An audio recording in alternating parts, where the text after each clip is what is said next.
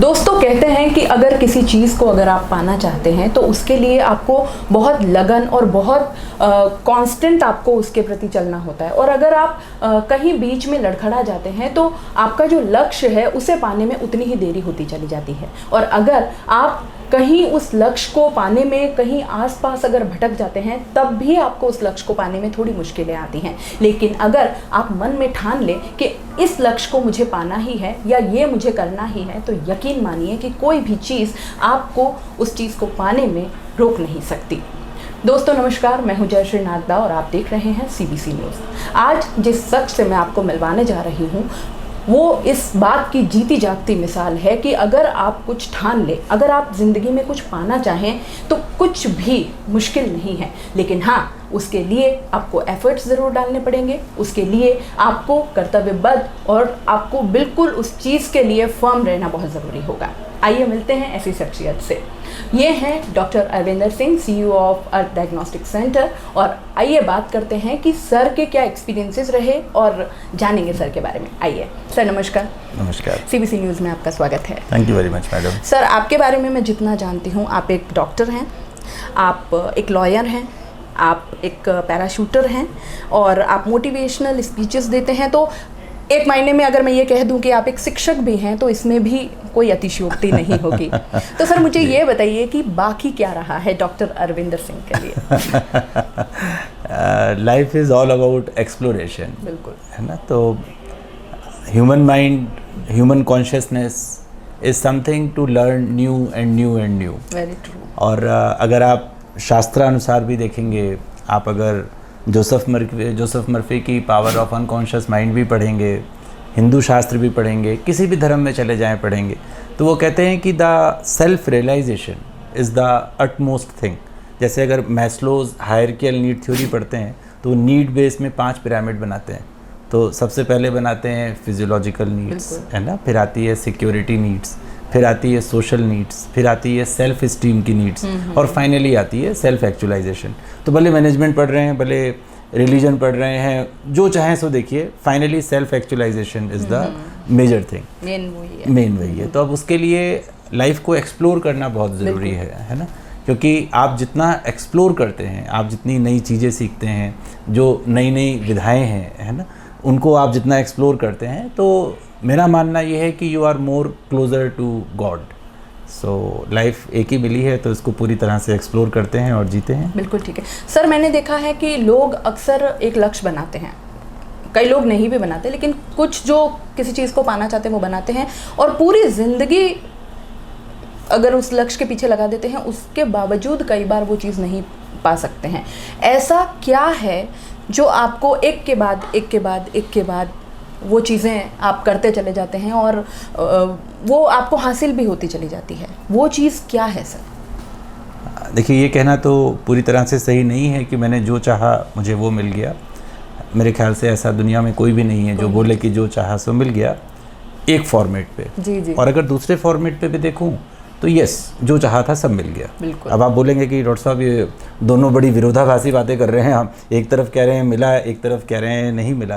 तो नहीं मिला को अपन पहले ले लेते हैं। जी बिल्कुल। क्योंकि जैसा कि मैंने सोचा कि मेरे को ये चीज़ अचीव करनी है, तो ये ह्यूमन माइंड सोच रहा है ना। तो man proposes but God disposes, बिल्कुल, है ना। लेकिन चीज़ तो वो मिल जाएगी पर उसका पैकेट चेंज हो सकता है। जैसे कि मेरे मन में बड़ी इच्छा थी कि मैं जो हूँ one of the famous personalities बनूँ। यू आर सर, लेकिन somehow और अदर आप कह रहे हैं ऐसा तो मान लेते हैं।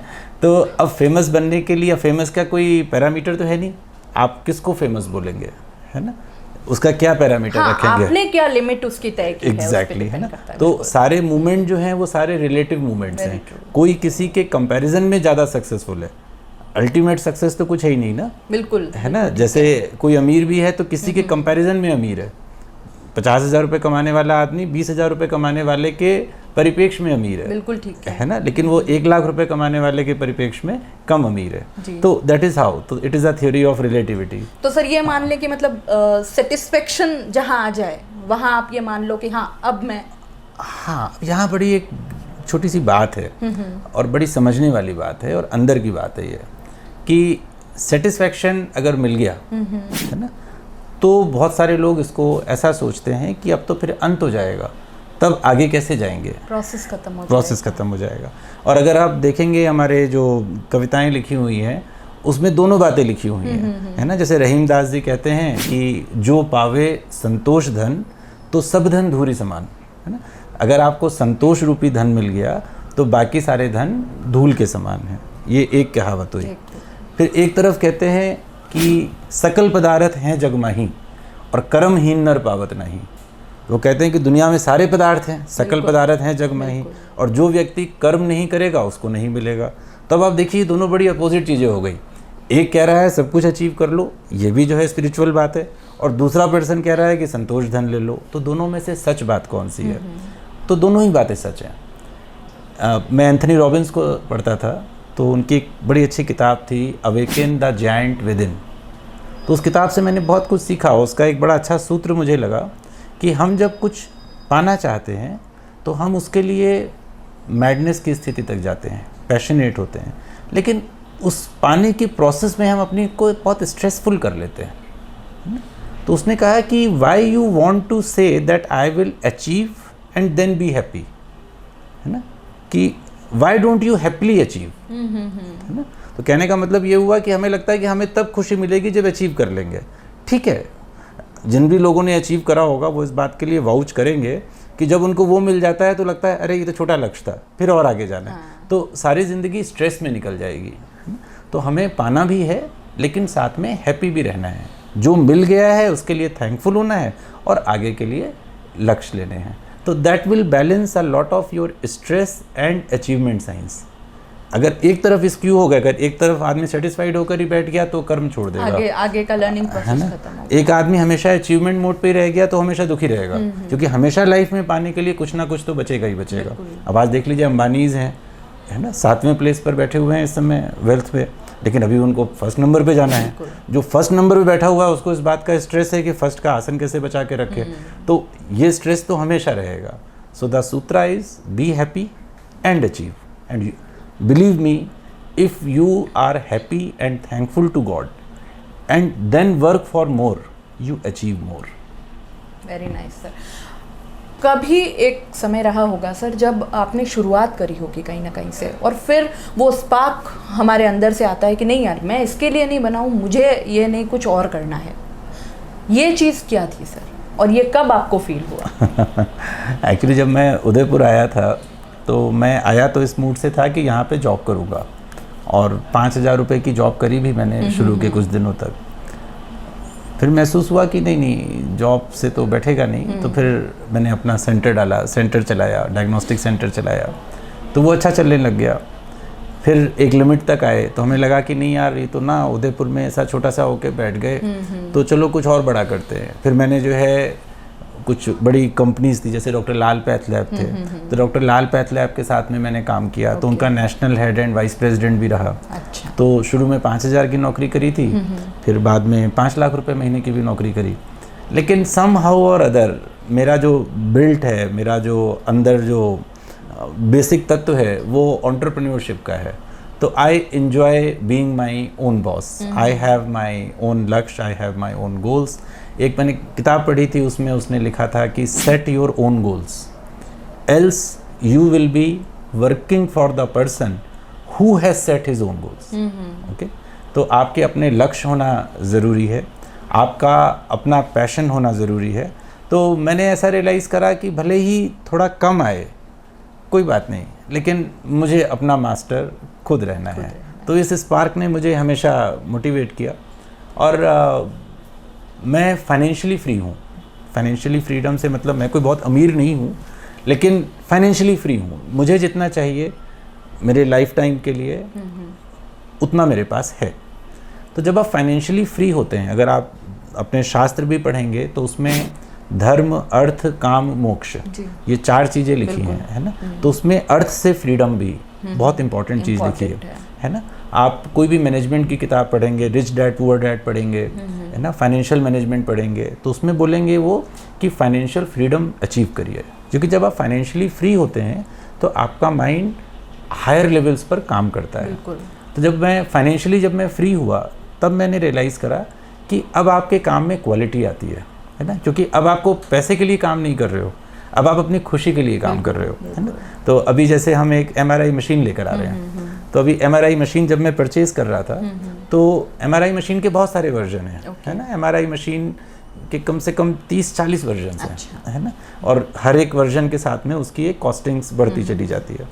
तो मेरे पास जब पेशेंट्स थे, जब मेरी पुरानी MRI थी, उस समय जब पेशेंट्स आते थे तो वो थोड़ा सा, जिसने भी कभी लाइफ में MRI कराई है ना, तो वो आपको वाउच करेगा कि साहब जब वो मशीन के अंदर जाता हूँ ना, तो वो छोटी सी टनल जैसी होती है और उसके अंदर घों घों की आवाज़ आती है, तो बस लगता है दम ही घुट जाएगा या मेरा हार्ट अटैक हो जाएगा, समथिंग लाइक दैट। तो MRI का एक फियर है। तो अभी जब मैं MRI मशीन के वर्जन्स देख रहा था, तो अभी एक लेटेस्ट इनबोर्ड टेक्नोलॉजी देखी मैंने, ऑल्दो बहुत महंगी है, वो टेक्नोलॉजी ही 50 लाख रुपए की है ना। लेकिन अब उसके अंदर क्या है कि उसके अंदर व्यक्ति जब जाएगा तो वो MRI का पेन खत्म हो गया, उसके अंदर उसको वर्चुअल रियलिटी दिखाई पड़ेगी, है ना। वो चाहे उसके अंदर भजन सुन ले, गाने सुन ले, कार्टून देख ले, अपनी पसंद का म्यूज़िक सुन ले, पुराने गाने सुन ले, नए गाने सुन ले, तो वो जो पेन था वो हम पेशेंट से निकाल पाएंगे। They will start enjoying MRI। सो अब ये बड़ा अच्छा सा लगा मुझे। तो पैसे तो खैर इसमें बहुत खर्च हुए, लेकिन मुझे इस बात की बड़ी खुशी हुई कि हम कुछ ऐसा लेकर आए जिसने पेशेंट की लाइफ में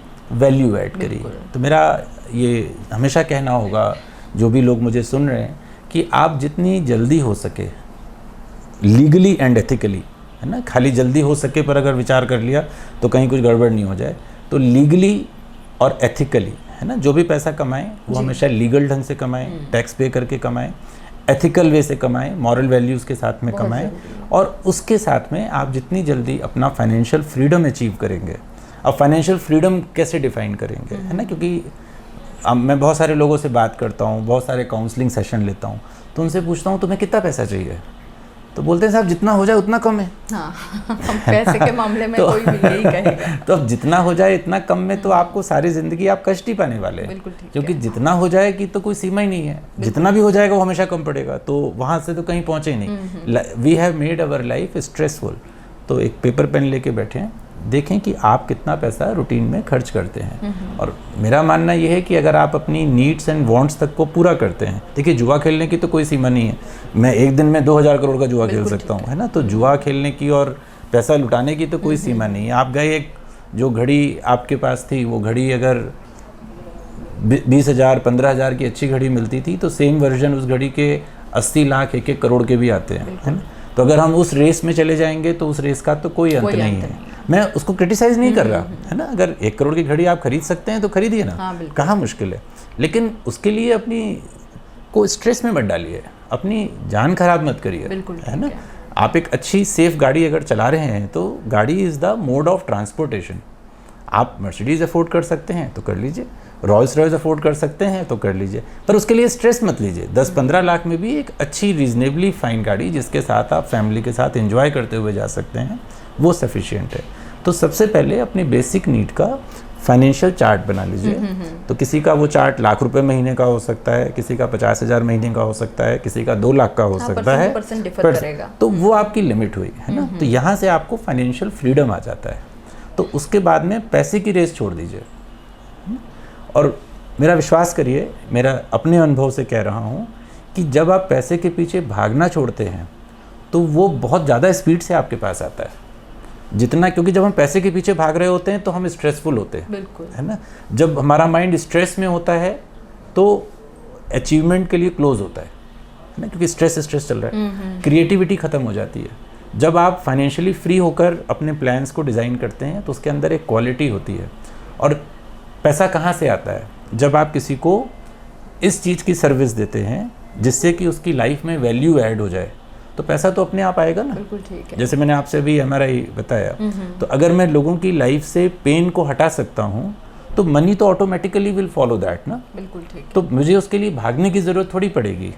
लेकिन इस आइडिया को आने के लिए इस चीज़ को करने के लिए एक शांत दिमाग तो चाहिए था। बिल्कुल, ये बात यूथ जो आज का है उसके लिए भी काफ़ी फ्रूटफुल मुझे लगती है, क्योंकि आज का जो यूथ है ना वो कहीं ना कहीं एक रेस, भागम भाग, और उसको हर चीज़ की जल्दी भी बहुत है कि मुझे जल्दी जल्दी पढ़ना है, जल्दी जल्दी पैसे कमाना है, जल्दी जल्दी सेट होना है और लाइफ को एंजॉय भी करना है। लेकिन कहीं ना कहीं उस रेस में, दौड़ में वो इतना स्ट्रेस्ड हो जाते हैं कि फिर वो हताश, और फिर समटाइम्स दे कमिट सुसाइड। और देखिए 7 सुख बताए गए हैं, है ना। तो पहला सुख क्या बताया गया है? निरोगी काया, है ना। दूजा सुख उत्तम माया, तीजा सुख सलक्षणा नारी, चौथा सुख संतान आज्ञाकारी, पांचवा सुख सुंदर हो वास, छठा सुख हो समाज में पास, सातवां सुख हो संतान आज्ञाकारी। तो ये 7 सुख बताए गए, है ना। 7वां सुख है मित्र घनीरे, है ना। तो अब जो है मित्र का नंबर कहाँ पर आया है? लास्ट है ना। पहला सुख क्या है? निरोगी काया। दूसरा सुख क्या है? उत्तम माया। तो पैसे को अच्छे से वेटेज दी गई है, लेकिन सेकंड नंबर है, क्योंकि अगर हमने इतना स्ट्रेस ले लिया, अगर हम मेडिकली देखें तो स्ट्रेस एक ऐसी चीज़ है जो कि बहुत सारी बीमारियों के रास्ते खोल देती है। पहले जो है, जब हम डायबिटीज़ की अगर आप किताबें पढ़ेंगे हमारी मेडिकल साइंस की, तो डायबिटीज़ होने की एज 50-60 ऐसे होती थी। अब 28 साल की उम्र में डायबिटीज़ है ना। 25 साल की उम्र में हाइपरटेंशन है। 29 साल के बच्चों का जो है अभी हार्ट के अंदर शंट्स लगने शुरू हो गए। तो why it is happening? Because इतना स्ट्रेस। तो स्ट्रेस ले लिया तो हमने जो है पहले सुख को ख़त्म कर दिया। इंग्लिश में सुनेंगे तो कहते हैं हेल्थ इज़ वेल्थ, है ना। बिल्कुल। तो वेल्थ कमाना ज़रूरी है। मैं फिर कहता हूँ कि पैसा कमाना बहुत ज़रूरी है, फाइनेंशियल फ्रीडम अचीव करना बहुत ज़रूरी है, लेकिन हेल्थ की कॉस्ट पे नहीं। तो अब हेल्थ कैसे अच्छी रहेगी? जब हम स्ट्रेस फ्री रहेंगे, मतलब हम हैप्पी रहेंगे। तो जो मैं अभी थोड़ी देर पहले कह रहा था कि हैप्पीली अचीव, खुशी खुशी अचीव करिए ना। अच्छा, दुखी होने से भी क्या हो जाएगा? टाइम उतना ही लगना है, और शायद ज़्यादा लगेगा अगर हम दुखी होकर अचीव कर रहे हैं। अगर हैप्पीली अगर उस चीज़ को करेंगे तो शायद हम बहुत कम समय में करेंगे। क्या मैडम गड़बड़ कहाँ से हुई ना, कुछ लोगों ने ऐप बनाए, है ना, जैसे फेसबुक था और वो था, उसके अंदर क्या वो बड़ा सक्सेसफुल हो गया वो, और उसको करोड़ों रुपए, अरबों रुपए मिल गए। तो उनको लगा कि ओ ऐप बनाएंगे तो हमारे पास भी अरबों रुपए आ जाएंगे, है ना। तो जल्दी पाने की जो टेंडेंसी है वो वहाँ से क्रिएट। तो अब वो कोई 1 in million था, है ना। वो पाथ नहीं है, वो बाई चांस है। तो आप बाई चांस को पाथ ना बनाए। बाई चांस मिल जाएगा तो हम थैंक यू बोल के रख लेंगे, हम मना थोड़ी कर रहे हैं। हाँ, लेकिन पाथ को तो फॉलो करिए, बिल्कुल, है ना जी। बात निकली है सर यूथ की, तो अभी जो टाइम है वो रिजल्ट डिक्लेरेशन का है।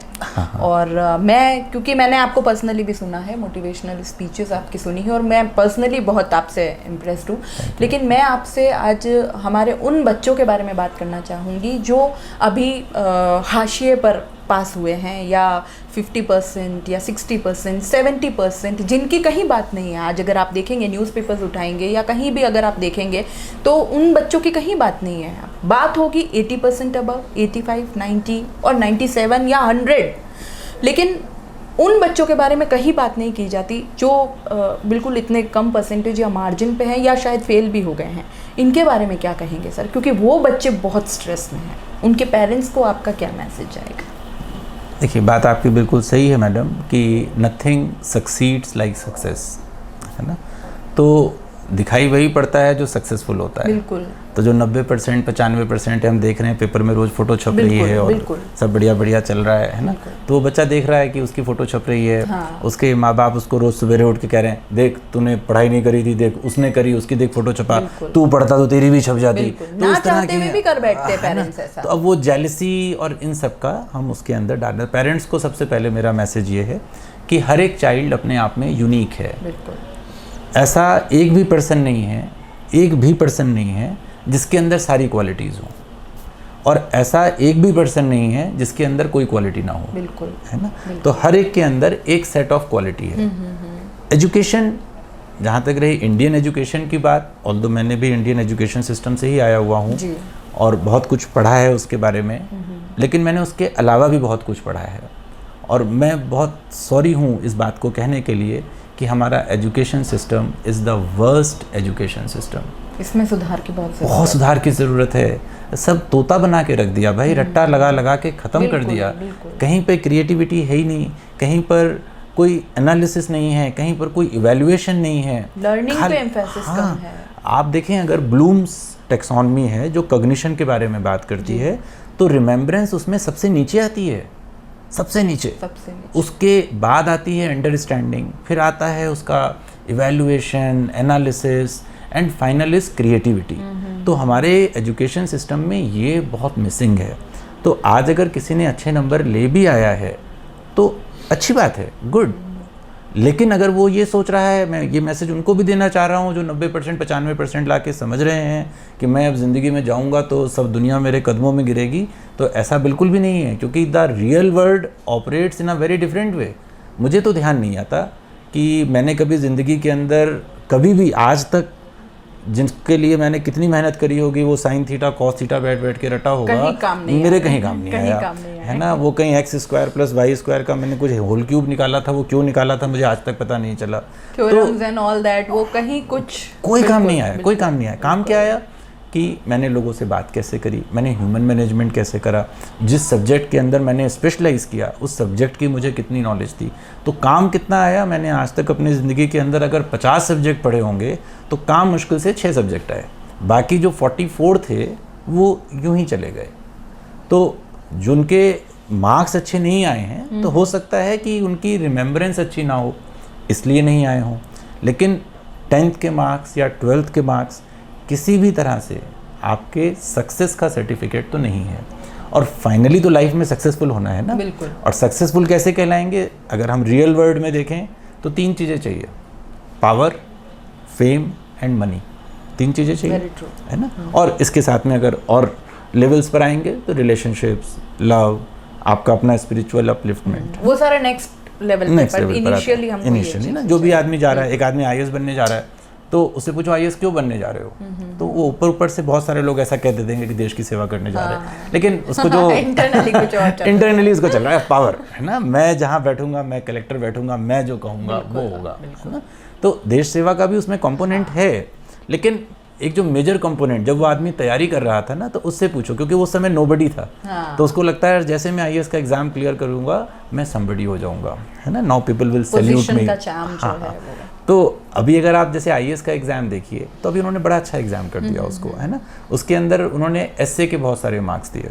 तो एसए के मार्क्स क्यों दिए, क्योंकि उन्होंने कहा कि देखें तुम्हारी एनालिसिस कैसे करते हो, है ना, क्योंकि एसए का कोई फॉर्मेट तो है नहीं, छोटा बच्चा काऊ पर भी एसए लिखता है और आईएएस के एग्जाम के लिए भी एसए लिखना है, लेकिन उसकी क्वालिटी चेंज हो गई, है ना। तो अब आईएएस के एग्जाम को उन्होंने कहा कि भाई तुम्हारी जनरल नॉलेज ज़्यादा टेस्ट करेंगे, तुम्हें सब्जेक्ट कितना आता है उसकी भी वेटेज है लेकिन बहुत कम है ना, एक ऑप्शनल सब्जेक्ट कर दिया, लेकिन मैक्सिमम एम्फेसिस आ गई कि एनालिसिस कैसी है वो एसए में चेक कर लेंगे। और उसमें आप देखो कोई क्वालिफाइंग मार्क्स नहीं है ना, क्योंकि वो समझते हैं इस बात को कि भाई तुमने पास कर लिया बहुत है ना, आओ अब एनालिसिस करते हैं, अब ये करते हैं, अगर तुम अच्छे हो तो तुमको ले लेंगे। तो 80% 90% आए हैं तो बहुत अच्छा है। जिनके आ गए वो ज़्यादा खुश ना हो, क्योंकि अभी लाइफ में बहुत कुछ सीखने के लिए है। और जिनके नहीं आए हैं वो भी परेशान ना हो, क्योंकि खाली marks are not the criteria. Parents को इस बात का बहुत ध्यान रखना है कि अगर बच्चों से हम कम, क्योंकि वो माइंड अभी बड़ा कोमल है माइंड, अगर हमने उसको अभी से जेलसी और ये सारी चीज़ें सिखा दी तो वो आगे जाकर बहुत कष्ट पाएगा। क्योंकि रियल वर्ल्ड में आप जितने ओपन अप होते हो, आप जितना लोगों की लाइफ में वैल्यू ऐड करने के लिए ओपन अप होते हो, आप जितने फ्रेंडली होते हो, वो आपको सक्सेस पर बहुत आगे लेकर जाते हैं, है ना। और सबको सब पता होता है, पब्लिक है, सब जानती है ना। जो आदमी अच्छा है, जैसे मैं आपसे पूछूं कि मैडम आपके वो 6 फ्रेंड थे, बताओ उसमें से कौन आदमी दिल का अच्छा है और कौन सा आदमी गड़बड़ करता है, पता है ना आपको, है ना, मुझको भी पता है। तो हमें सबके बारे में सब पता होता है। ये हमारे मन में कहीं गलतफहमी है कि हमने ये छुपा लिया, हमने ये बता दिया। तो हमें अच्छा होना पड़ेगा आगे लाइफ में आगे जाने के लिए। एक बहुत अच्छी किताब पढ़ी थी मैंने स्टीवन कॉवी की, the name of the book was speed of trust. तो उन्होंने कहा कि अगर आप ट्रस्ट क्रिएट कर सकते हैं तो बड़ी से बड़ी डील यूँ हो जाती है ना। और अगर ट्रस्ट नहीं है तो लाखों करोड़ों रुपए के ऑडिट हो जाएंगे, उसके बाद भी डील नहीं होती, है ना। तो अगर हम अच्छे हैं, दिल से अच्छा होना पड़ेगा। दिल से अच्छा होने का मेरा मतलब है कि सीधे में होने में और गधे होने में फ़र्क होता है ना। आपको चालाक होना चाहिए, धूर्त नहीं होना चाहिए, है ना। तो क्लेवर एंड कनिंग, इन दोनों वर्ड्स में डिफरेंस समझे। तो मैं आपको क्लेवर होने के लिए मना नहीं कर रहा हूँ, कनिंग होने के लिए मना कर रहा हूँ। मैं आपको ह्यूमन वैल्यू को ऑनर करने के लिए कह रहा हूँ, क्योंकि जो भी व्यक्ति है जब तक ह्यूमंस को वो ऑनर नहीं करना चाहेगा तब तक लाइफ में आगे जाना बहुत मुश्किल होगा। हाँ, वो कितना भी अचीव कर ले वो शायद वहाँ नहीं पहुँच पाएगा। अचीवमेंट में बहुत मुश्किल आएगी मैडम। आप सिकंदर को ही देख लो, बिल्कुल। तो अब सिकंदर अकेला तलवार लेके निकल जाता तो क्या कर पाता? उसको साथ में लॉयल लोगों की सेना भी तो चाहिए जो उसके लिए जान दे दें, क्योंकि सिकंदर तो पीछे खड़ा होकर खाली गाइडलाइन दे रहा है ना। लड़ने के लिए तो उसके पास में पूरी टीम है ना, तो वो लोग जीतने भी तो ज़रूरी है ना। अदरवाइज वो सिकंदर कैसे बनेगा? तो अगर लाइफ में आगे जाना है तो human management is the key. आपके साथ में जो लोग हों, आपके साथ जो काम कर रहे हैं, जो आपको समय दे रहे हैं, उनके साथ में वो आपके लिए लॉयल होने चाहिए। और लॉयल होने के लिए क्या होना पड़ेगा? आपको अच्छा होना पड़ेगा, आपको उनकी ज़रूरतों का ध्यान रखना पड़ेगा, उनकी लाइफ में वैल्यू ऐड करनी पड़ेगी। जिन बच्चों के कम मार्क्स आए हैं वो लाइफ स्किल्स भी सीखने पर बहुत ध्यान दें। लाइफ स्किल्स में क्या है? कम्युनिकेशन की स्किल्स हैं, है ना, नेगोशिएशन की स्किल्स हैं, क्रिएटिविटी की स्किल्स हैं, टीम मैनेजमेंट की स्किल्स हैं, है ना। तो ये सारी स्किल्स सीखें, और जिन लोग के नंबर अच्छे आ गए हैं वो भी सीखें, क्योंकि काम फाइनली यही आएगा। कोई नहीं पूछने वाला आपसे कि भाई ये बताओ कि अमेरिका का लॉन्गिट्यूड लेटीट्यूड कितना था, वो कितनी डिग्री पर क्या होता था, कोई काम नहीं आएगा, है ना। आपके नंबर आ गए हैं, बहुत अच्छा, खुश रहिए, लेकिन खाली अगर ये सोच लिया तो जीवन मुश्किल में आएगा। बिल्कुल ठीक है। अभी जो सर बच्चे हैं उनके लिए क्या लाइफ मंत्रा होना चाहिए आपके हिसाब से? ये बड़ा डिफिकल्ट क्वेश्चन है क्योंकि every human is unique, everybody is individual. तो एक mantra for all will never work, है ना। लेकिन कुछ मंत्रा हैं जो हमेशा काम करते हैं, है ना। तो पहला, जैसा आपने बताया था कि गोल सेट करना, है ना। तो आपको ये ज़रूर पता होना चाहिए कि आपको ज़िंदगी में करना क्या है, आपका लक्ष्य, है ना। लक्ष्य सोचने में खूब टाइम लीजिए, कोई जल्दी नहीं है। आप 5 दिन सोचिए, 10 दिन सोचिए, महीना भर सोचिए, टेक योर टाइम, है ना। Decide your goal first. Second, सिर्फ गोल डिसाइड करने से कुछ नहीं होगा, है ना। हमको उसके साथ में कॉन्ग्रुएंस में एफर्ट्स मारने पड़ेंगे। एक बहुत अच्छी बुक थी द मास्टर की टू रिचेस, उसके अंदर बहुत अच्छे अच्छे सूत्र दिए हैं, अगर कोई पढ़ना चाहे तो करीब 16 सूत्र दिए हैं उसके अंदर अमीर बनने के। तो उसमें उन्होंने एक एक पॉइंट बिल्कुल मैथमेटिकल लिखा हुआ है कि ये कर लो, ये कर लो, ये कर लो, अमीर हो जाओगे। तो उसमें उन्होंने कहा कि डिलीजेंस मतलब हार्ड वर्क, तो hard work is the key. अब हार्ड वर्क की उन्होंने कहा कि एक तरफ डिवाइन खड़ा है लेकर और एक तरफ ह्यूमन खड़ा है लेने के लिए, है ना। ये हमारा डिज़ायर सेट हो गया और ये भगवान देने वाला हो गया। जब तक लेबर नहीं करेंगे तब तक ब्रिज नहीं बनेगा, है ना। तो जो आपका डिलीजेंस है वो लेबर है, जो है वो उसको पाने में मदद करेगा। तो फिर एक फैक्टर आया तीसरा, लक, है ना। अब what is luck? Luck is again labour under correct knowledge, है ना। खाली लेबर करने से भी कुछ नहीं होगा। हाँ, सही दिशा में बहुत जरूरी है ना। एक आदमी आए और वो एक घर के चारों तरफ चक्कर लगाता रहे सुबह से शाम तक, बोले साहब मैंने तो बड़ी मेहनत करी, तो कहीं पहुंचा कुछ नहीं होगा। तो मेहनत को खाली मेहनत करने से कुछ नहीं होगा। मैं ऐसे ही शेयर कर रहा था, एक बार मेरी बाई जी जो है मेरे से बात कर रही थी, तो बाई जी कहने लगी कि सर आपने को मैंने कहीं बोलते हुए सुना था कि सर मेहनत करने से खूब पैसे हो जाते हैं। सर मैं बहुत मेहनत करने को तैयार हूँ, मैं 72 घंटे लगातार झाड़ू पोछा कर सकती हूँ सर। अब it was very innocent statement, है ना। वो कह रही सर आपने तो बोला था लेबर कर लो, तो मैं 72 घंटे झाड़ू पोछा कर लूँगी, मुझे अमीर कर दो। तो आप देखो उसके अंदर कितनी डिज़ायर है, कितनी मेहनत करने को वो तैयार है ना। लेकिन करेक्ट नॉलेज नहीं है ना, क्योंकि झाड़ू पोछा करके महीने के 20,000 25,000 से ऊपर का ब्रैकेट क्रॉस नहीं किया जा सकता। अब उसके लिए और नॉलेज लेनी पड़ेगी। तो अपने गोल को डिसाइड करें, उसके लिए जो रिक्वायर्ड स्किल्स हैं उसको गेन करें, क्योंकि बिना स्किल के लेबर तो कोई काम नहीं आएगा। अभी भी देखिए, जैसे अभी चल रहा था, रिसेशन का टाइम था, तो ये हो रहा था कि चाइना से लोग इधर शिफ्ट हो जाएंगे और चाइना का बैकआउट होगा। लेकिन अगर आप देखो कि इंडिया में जो सिस्टम है उसमें हमारे पास वर्क फोर्स तो बहुत है, लेकिन स्किल्ड वर्क फोर्स कहाँ है? बिल्कुल, है ना। मैं यहाँ पर इंटरव्यू लेता हूँ लोगों का, उसमें से 90% लोग तो बोल तक ठीक से नहीं पाते, तो उनके 90-95% का क्या करूँ, है ना। क्योंकि पेशेंट इंटरेक्शन करना है, उसको कन्विंस करना है, उसकी प्रॉब्लम्स को सॉल्व करना है। तो हमें स्किल्स क्या चाहिए? प्रॉब्लम सॉल्विंग स्किल्स चाहिए, डिसीजन मेकिंग स्किल्स चाहिए, क्रिएटिविटी की स्किल्स चाहिए, कम्युनिकेशन की स्किल्स चाहिए, है ना। तो आप जो भी बच्चे अभी पढ़ाई कर रहे हैं, अपने कोर्स के अलावा 1 घंटा कम से कम लाइफ स्किल डेवलपमेंट पर बहुत ध्यान दें। सिर्फ 1 घंटा रोज, 1 घंटा रोज अगर हम कर रहे हैं और कंसिस्टेंटली कर रहे हैं, तो जब 4-5 साल के बाद जब हम मार्केट में जा रहे होंगे जॉब लेने के लिए या अपना बिजनेस करने के लिए, तो now we will be highly skilled labour. Concentration के ऊपर क्या कहेंगे? क्योंकि कंसंट्रेशन कई बार ये शिकायत आती है कि इसका कंसंट्रेशन नहीं है, इस वजह से ये कुछ करनी। तो बहुत इंटेलिजेंट है ये। हाँ, कर सकता है, वो कर सकता है साहब। ये पेरेंट्स का स्टैंडर्ड स्टेटमेंट है कि ये जो है कर सकता है, लेकिन इसका कंसंट्रेशन नहीं है। इसका कंसंट्रेशन हो जाए फिर आप देखो क्या ना कर दे ये। तो मैंने कहा साहब ये बताओ कि आप क्यों कह रहे हो कि कंसंट्रेशन नहीं है? कहते बस सिर्फ 15 मिनट पढ़ने बैठता है और फिर छोड़ देता है ना, कंसंट्रेट नहीं करता। तो मैंने कहा अच्छा मूवी कौन सी लास्ट देखी थी?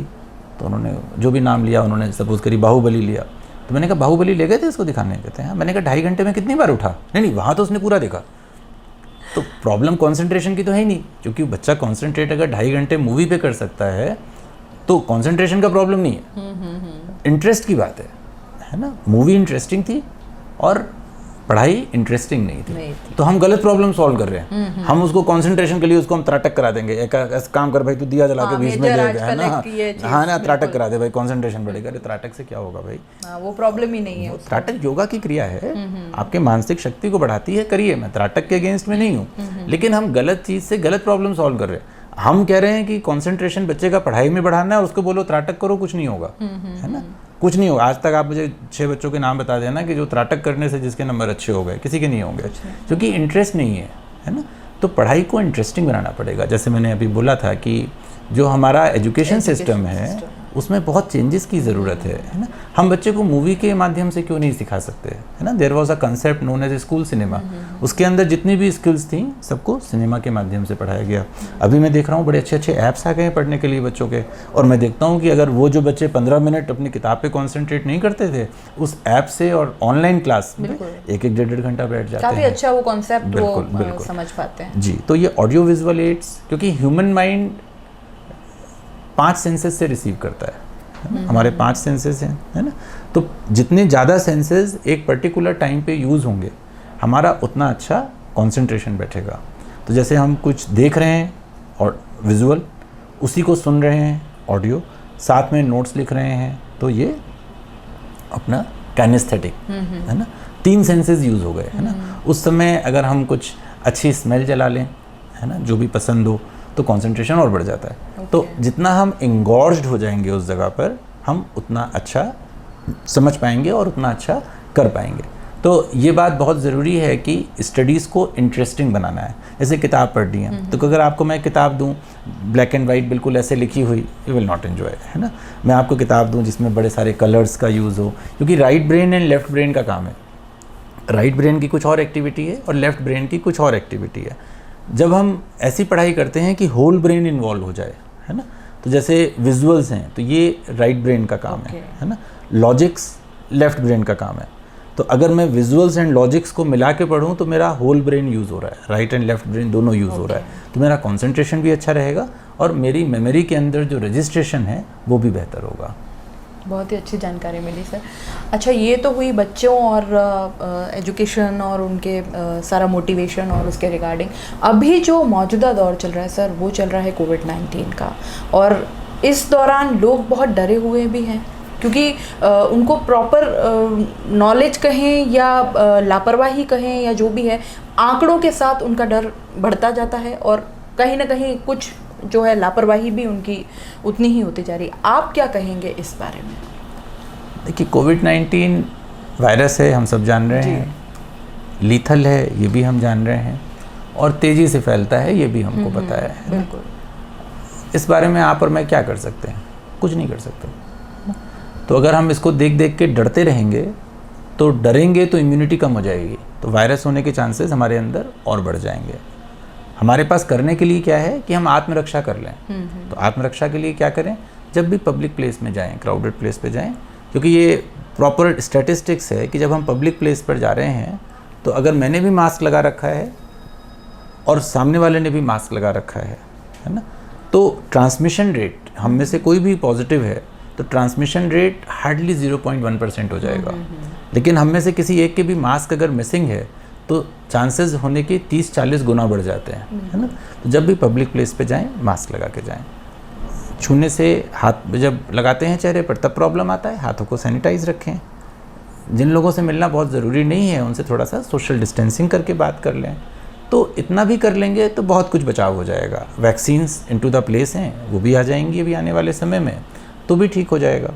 तो डरने से क्या होगा, डर के मैंने फिर वहीं पहुँचे कि जिससे कुछ हो नहीं रहा है, अगर आपने वो काम करने शुरू करे तो आपने अपनी लाइफ में स्ट्रेस लेकर आए। और बिल्कुल स्टडीज़ हैव शोन कि अगर हम स्ट्रेस में हैं तो हमारी इम्यूनिटी कम से कम 30 to 40% कम हो जाती है।